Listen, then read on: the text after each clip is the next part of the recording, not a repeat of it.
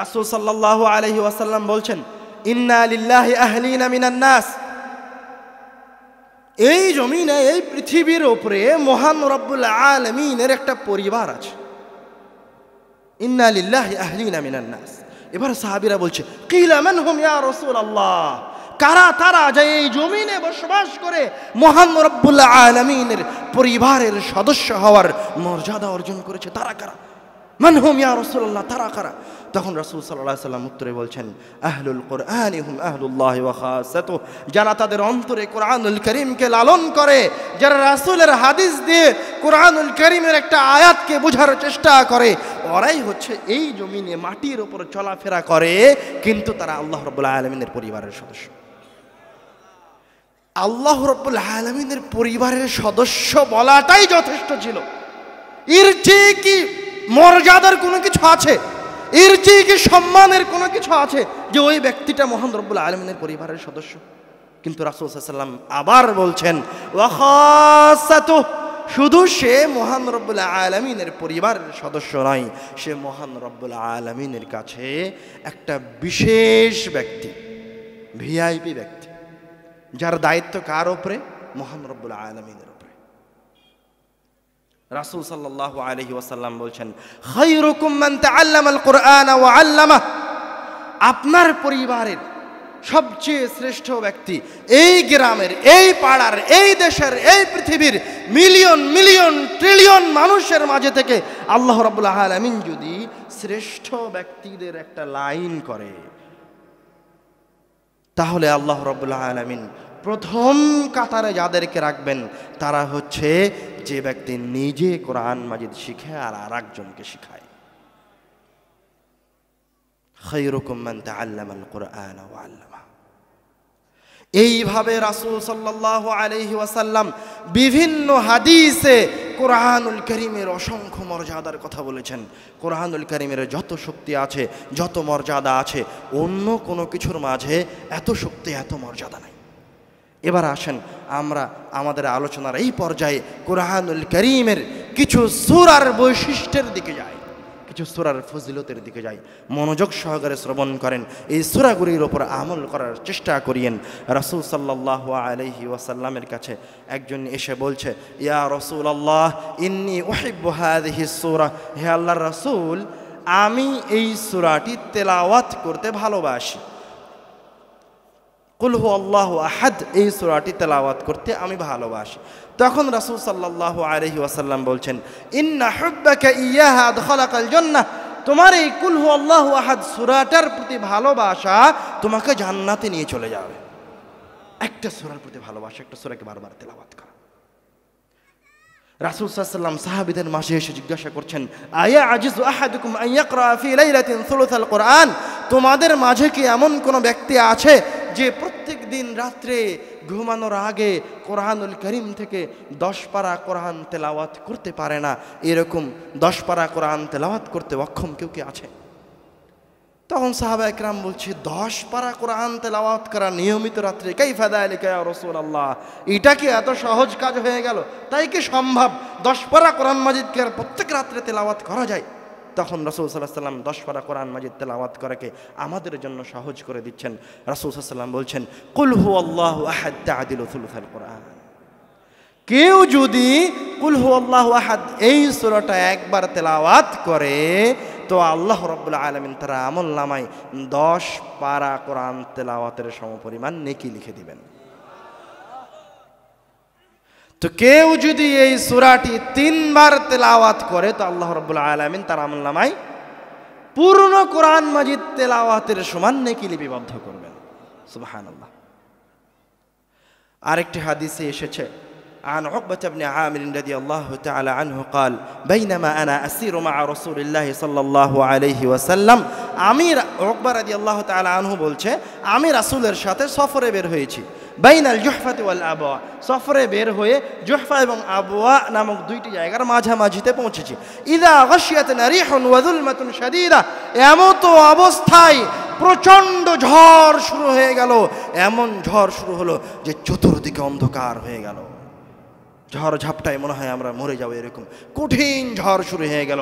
ফাজাআল রাসূলুল্লাহ সাল্লাল্লাহু আলাইহি ওয়াসাল্লাম ইয়াতাআওয়াযু বিআউযু বিরাব্বিল ফালাক ওয়া আউযু বিরাব্বিন নাস। এই কঠিন সময় থেকে, এই কঠিন অবস্থা থেকে বাঁচার জন্য রাসূল সাল্লাল্লাহু আলাইহি ওয়াসাল্লাম কুল আউযু বিরাব্বিল ফালাক আর কুল আউযু বিরাব্বিন নাস এই দুইটি সূরা তেলাওয়াত করতে শুরু করলেন। এবং তার যে সঙ্গী ছিল, সফর সঙ্গী উকবা রাদিয়াল্লাহু তাআলা আনহুকে বলছেন, ইয়া উকবা তাআওয়াজ বিহিমা, উকবা তুমিও এই দুইটি সূরা তেলাওয়াত করে মহান রব্বুল আলামিনের কাছে এই কঠিন ভয়াবহ বিপদ থেকে আশ্রয় প্রার্থনা করো। ফামা তাআওয়াযা মুতাআওযিজুন বিমিসলিহিমা, কেননা বিপদ থেকে বাঁচার জন্য এই দুইটি সূরার মতো শক্তিশালী কোনো সূরা নাই। তা আপনি যদি বিপদে পড়ে যান, সেটা যেই বিপদই হোক, কোন সূরা তেলাওয়াত করবেন? সূরা নাস আর সূরা ফালাক। আর একটা হাদিসে এসেছে, রাসূল সাল্লাল্লাহু আলাইহি ওয়াসাল্লাম বলছেন, ইন্নাল কুরআনা ইয়াতি ইয়াউমাল কিয়ামাতি শাফিআন লিআসহাবিহি, কুরআনুল কারীম কিয়ামতের দিন মানুষের জন্য শাফাআত করতে আসবে। রাসূল সাল্লাল্লাহু আলাইহি ওয়াসাল্লাম বলছেন আর একটা হাদিসে, ইকরাউল কুরআন, তোমরা কুরআন তেলাওয়াত করো, ফাইন্নাহু ইয়াতি ইয়াউমাল কিয়ামাতি শাফিআন লিআসহাবিহি, তোমরা কোরআন তেলাওয়াত করো, কেননা কোরআন মাজিদ কিয়ামতের দিন শাফাআত করার জন্য আসবে। ইকরাউজ যাহরাওয়াইন, তোমরা বিশেষ করে উজ্জ্বল শক্তিশালী দুইটি সূরাকে তেলাওয়াত করো। উজ্জ্বল শক্তিশালী বিশেষ দুইটি সূরা কি? আল বাকারা ওয়া সূরাত আলে ইমরান। তোমরা সূরা বাকারা আর সূরা আলে ইমরান তেলাওয়াত করো। কেন? ফাইন্নাহুমা তাতিয়ান ইয়াউমাল কিয়ামাতি কাআন্নাহুমা গামামাতান, কেননা এই দুইটি সূরা কিয়ামতের দিনে আকৃতি ধারণ করে আসবে। তাদের আকৃতি কেমন হবে? কাআন্নাহুমা গামামাতান, তাদের আকৃতি হবে দুই খণ্ড মেঘের মতো। আও কাআন্নাহুমা গায়ায়াতান, অথবা তাদের আকৃতি হবে দুইটি সামিয়ানার মতো। আও কাআন্নাহুমা ফিরকান মিন তাইরিন সাওয়াফ, অথবা তাদের আকৃতি হবে ডানা মেলে উড়তে থাকা দুই ঝাঁক পাখির মতো। রাসূল সাল্লাল্লাহু আলাইহি ওয়াসাল্লাম বলছেন, কিয়ামতের দিন সূরা বাকারা আকৃতি নিয়ে উপস্থিত হবেই হবে, হবেই হবে। হয়ে কি করবে? তুহাজ্জানি আন আসহাবিহিমা, যারা দুনিয়াবি জীবনে, যে সমস্ত মুসলমানেরা, মুমিন ব্যক্তিরা দুনিয়াবি জীবনে সূরা বাকারা আলে ইমরান তেলাওয়াত করত, কিন্তু কিয়ামতের দিনে যখন তার আমলনামা দাড়ি পাল্লায় উঠানো হয়েছে এবং তার পাপের দাড়ি পাল্লা ভারী হয়ে গেছে, তখন এই দুইটি সূরা ওই ব্যক্তিকে বাঁচানোর জন্য ছুটে চলে আসবে। তুহাজ্জানি আন আসহাবিহিমা, ছুটে এসে কি করবে? মহান রব্বুল আলামিনের সাথে বাদানুবাদে ঝগড়ায় লিপ্ত হয়ে যাবে। আল্লাহ রব্বুল আলামিনের সাথে ঝগড়া করবে। আল্লাহ রব্বুল আলামিনকে বলবে, হে আল্লাহ, এই ব্যক্তি দুনিয়াবি জীবনে আমাকে তেলাওয়াত করছে, তুমি তাকে জাহান্নামে দিতে পারো না। হে আল্লাহ, এই ব্যক্তিটি আমাকে দুনিয়াবি জীবনে তেলাওয়াত করেছে, তুমি তাকে জাহান্নামে দিতে পারো না, তুমি তাকে জান্নাতে দাও। এইভাবে সে কুরআনুল কারীমের এই দুইটি সূরা আল্লাহ রাব্বুল আলামিনের সাথে ঝগড়া ঝাঁটি করে আপনাকে জান্নাতে নিয়ে যাবে। আরো স্পষ্ট যদি হতে চান যে কুরআনুল কারীমের শাফাআত কতটা শক্তিশালী, তাহলে ওই যে আমার মেজো ভাই একটু আগে আপনাদেরকে কিয়ামতের দিনের ভয়াবহতা বলতে গিয়ে রাসূল সাল্লাল্লাহু আলাইহি ওয়াসাল্লামের শাফাআতের কথা বললেন, যে কোনো নবী শাফাআত করার সাহস করবেন না। প্রথম যে শাফাআত হবে সেই শাফাআত করার কোনো নবী সাহস করবেন না। মুহাম্মদ সাল্লাল্লাহু আলাইহি ওয়াসাল্লাম শেষ পর্যন্ত শাফাআতের জন্য আল্লাহ রাব্বুল আলামিনের কাছে অনুমতি প্রার্থনা করবেন। অনুমতি প্রার্থনা করে আল্লাহ রাব্বুল আলামিনের কাছে প্রবেশ করবেন। প্রবেশ করে রব্বুল আলামিনের কাছে সিজদায় লুটিয়ে পড়বেন। সরাসরি আল্লাহ রাব্বুল আলামিনকে কোনো কিছু বলার ক্ষমতা স্বয়ং মুহাম্মদ সাল্লাল্লাহু আলাইহি ওয়াসাল্লামের কাছেও নাই। কিন্তু আল্লাহ রাব্বুল আলামিন তার এই কিতাবকে এমন শক্তি দিয়ে রেখেছেন, এমন ক্ষমতা দিয়ে রেখেছেন যে এই কিতাবের কোনো প্রকার অনুমতির প্রয়োজন হবে না। এই কিতাবও শাফাআত করতে আসবে, আর অনেকেই শাফাআত করতে আসবে, কিন্তু অন্য সকল শাফাআতের সাথে এই কিতাবের শাফাআতের আকাশ জমিন তফাৎ আছে। কেউ যদি মনে করে যে ওই কিয়ামতের দিনের ভয়াবহ সময়ে আমাকে কেউ সাহায্য করুক, কেউ যদি মনে করে যে ওই কিয়ামতের দিনের ভয়াবহ সময়ে কাউকে আমি সহযোগী হিসেবে পাই, তাহলে সে যেন দুনিয়াবি জীবনে সূরা বাকারা আর আলে ইমরান তেলাওয়াত করে, না পারলেও কোরআনুল কারীমের একটা আয়াত তেলাওয়াত করে।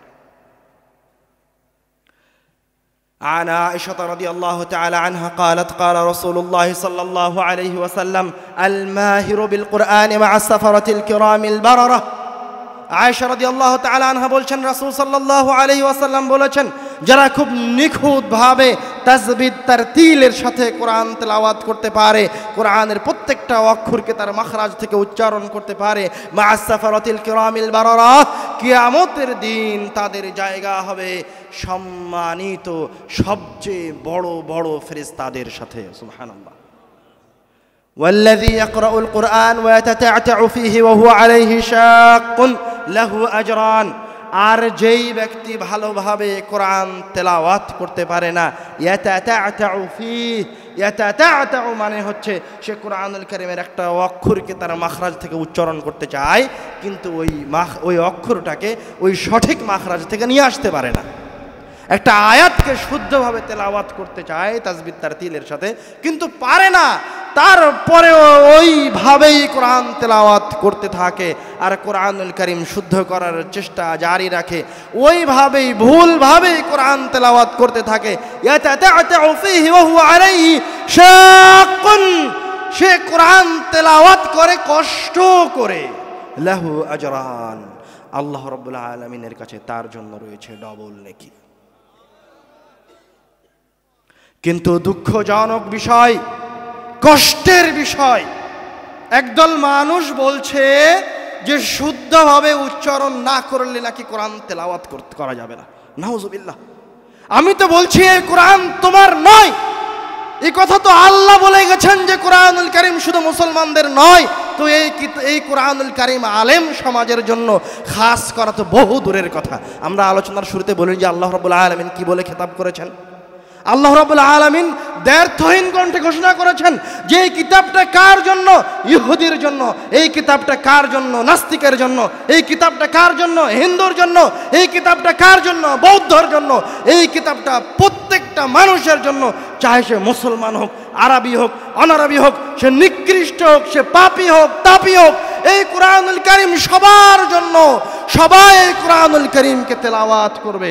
আর আমি আপনি মুসলমান হয়ে ঈমান আনার পরে আমার কাছ থেকে কে কোরআনুল কারীম ছিনিয়ে নিতে চায়? আমি কোরআন তেলাওয়াত করব না, কে করবে? অবশ্য এই কথা রাসূল সাল্লাল্লাহু আলাইহি ওয়াসাল্লামের হাদিসের বিরোধী। এই কথা স্বয়ং আল্লাহ রাব্বুল আলামিনের কথার বিরোধী। যদি আপনি কোরআন তেলাওয়াত না করেন তাহলে পরকালে গিয়ে আপনি বিপদে পড়বেন।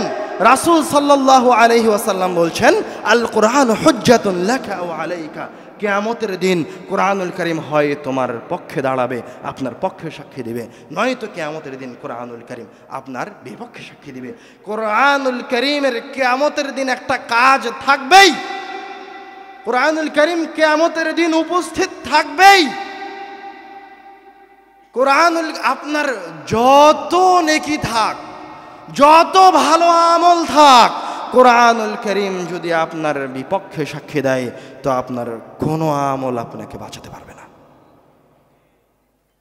আপনার যদি পৃথিবী ভরা পাপ কাজ থাকে আর কোরআনুল কারীম যদি আপনার পক্ষে সাক্ষী দেয় তো কোনো পাপ আপনাকে জান্নাতে যেতে বাধা দিতে পারবে না। তো আপনি আমার কাছ থেকে কোরআনুল কারীমকে ছিনিয়ে নিতে চাচ্ছেন কেন? আল্লাহ রাব্বুল আলামিন কোরআনুল কারীমকে তেলাওয়াত করে উপকারিতা অর্জন করতে বলেছেন।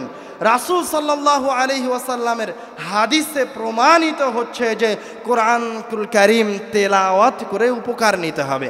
আয়েশা রাদিয়াল্লাহু তাআলা আনহা বলছেন, রাসূলের পরিবারের কেউ অসুস্থ হলে রাসূল সাল্লাল্লাহু আলাইহি ওয়াসাল্লাম তাকে সূরা ফালাক আর সূরা নাস পড়ে ফু দিতেন।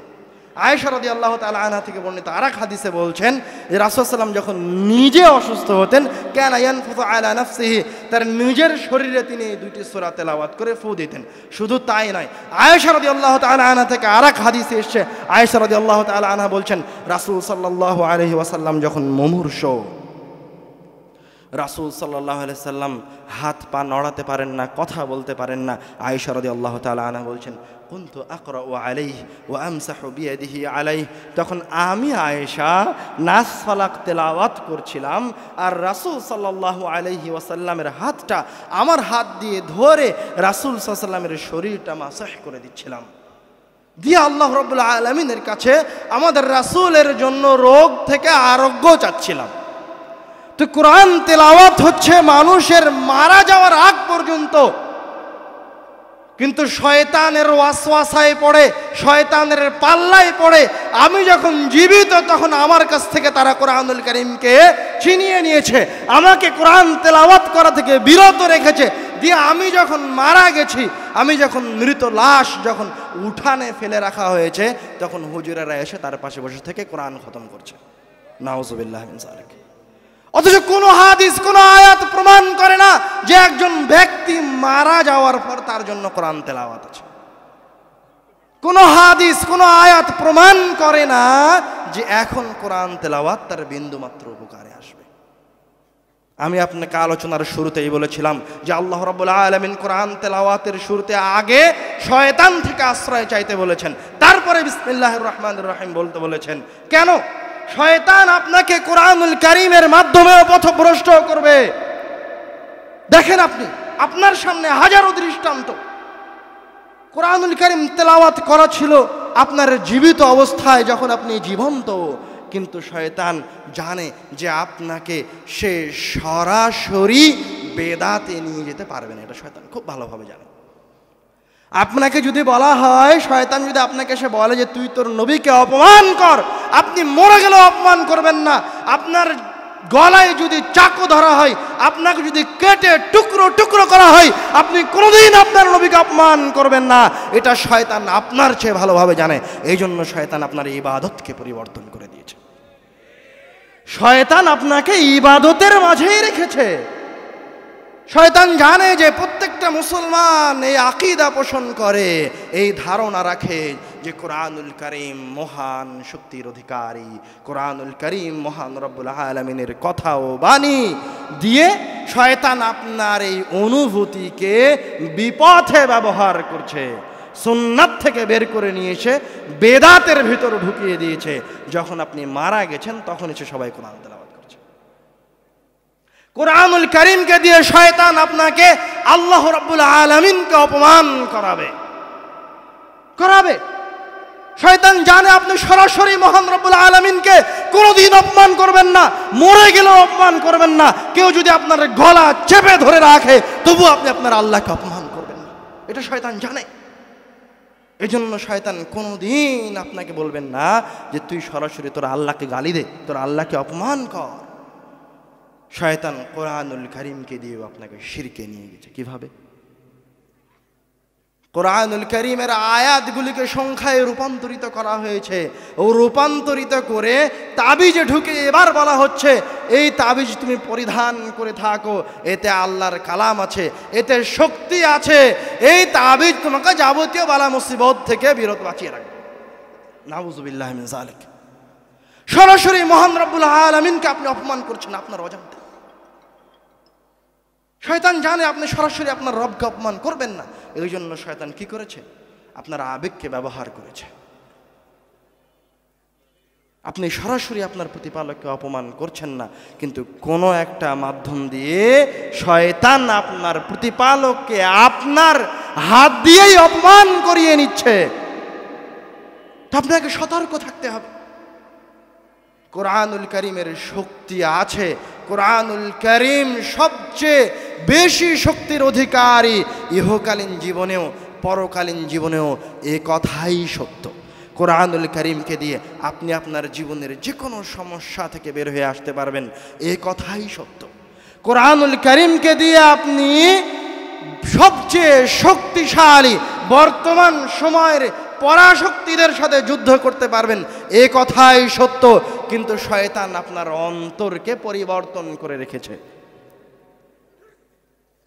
আমরা শুরুতেই একটা হাদিস বলেছি যে যেই ব্যক্তি কোরআনুল কারীমের মাধ্যমে আল্লাহ রাব্বুল আলামিনের কাছে আশ্রয় চাইবে, আল্লাহ রাব্বুল আলামিন তাকে আশ্রয় দিবেন, তার নিরাপত্তার ব্যবস্থা করবেন। কোরআনুল কারীম হচ্ছে এই দুনিয়াতে মহান রব্বুল আলামিনের মেহমানখানা।